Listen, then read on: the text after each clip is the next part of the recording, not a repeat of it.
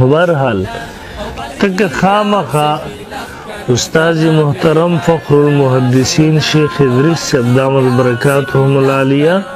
وحفظه الله سالس جوړه نو سالس جوړول ته ضرورت نشته ده نو سالس جوړول ته ضرورت نشته ده نو سالس جوړول ته ضرورت نشته ده شولر او برکی بیا سفی لخکر دنا بیغار کرا شولر او برکی بیا سفی لخکر دنا بیغار یو بیو کو وینا قرآن عظیم الشان کی ذکر دی چې ها ابراهیم علیہ السلام د نمرود سره مقابله کړی دا مناظره ور سره کړی دا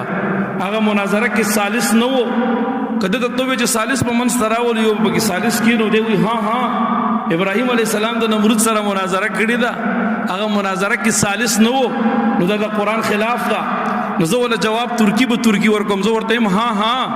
ابراهیم علیہ السلام د نمرود سره مقابله کړی او هغه د کبډای د پارزان سره لخر نو بوتلې ابراهیم علیہ السلام تنی تنها د نمرود مقابله ته وروته کته ځان ته وارث د انبیو وې وارث د ابراهیم علیہ السلام وې نو راځه سنت ابراهیمی ژوندۍ کتنی تنها راشه مقابله ته ودرېګا ته خو مونږ ته برحق په پناه کوي مشرکان وې نو زوی مچ ابراهیم علیہ السلام د مشرک مقابله ته تنی تنها وروته اوس په پتو لګي چې د ابراهیم علیہ السلام وارثي او کته د نمرود وارثي ته خو بغیر د لخر نه چرته زیمنا او بغیر د لخر نه مناظرم نه کی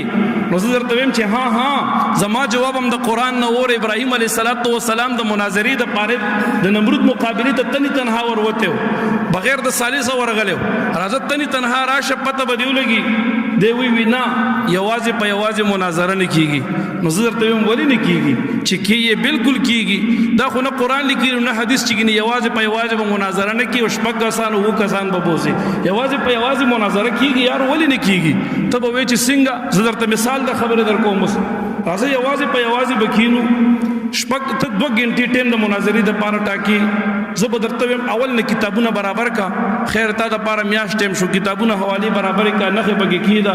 چې کوم زستا خوخي د امن ذمہواری ولالته به وکړو الته بکینو سلام بیا به داغې نه بعد د مناظرې ته 2 غنټې ټیم ټاکی 3 غنټې ټیم شو 3 غنټې خیر دې تاسو سره معاون کتاب راخري نن کتاب په خپل راواله د احقاق د حق د پارزان لکستړې کا راځه 2 غنټو په ځای 3 غنټو ته خبره لاړ شي خدا خبره به غسپینه کو او دا داو معلومه کو دا خبره به حق به ظاهر کو چې حق د کم جانب طرف لري تو خو د دې کسانو نه بغیر زداوي مجه د قیامت سبب داخل شي خدا سړی به د شپږو کسانو نه بغیر مناظرې ته تیار نشي دا یاد ساتي دا سړی به بالکل تیار نشي مناظرې ته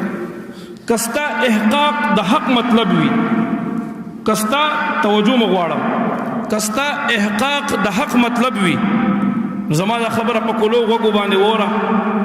بیا راځي یو په یو بسره کینو ابراهیم علیه السلام د نمرود مقابله ته یو په یو وروته خو افسوس چې د دې سړي احقاق د حق مطلب نه دی بلکې د په وطن عزیز پاکستان کې قسم دې د شر او فساد نه بغیر د دې سړي بل مقصد نشته سوا دا چې د دې وطن عزیز د امن دا پر امن فضا خراب کی بل څه مقصد نه دی د دې سړي د دین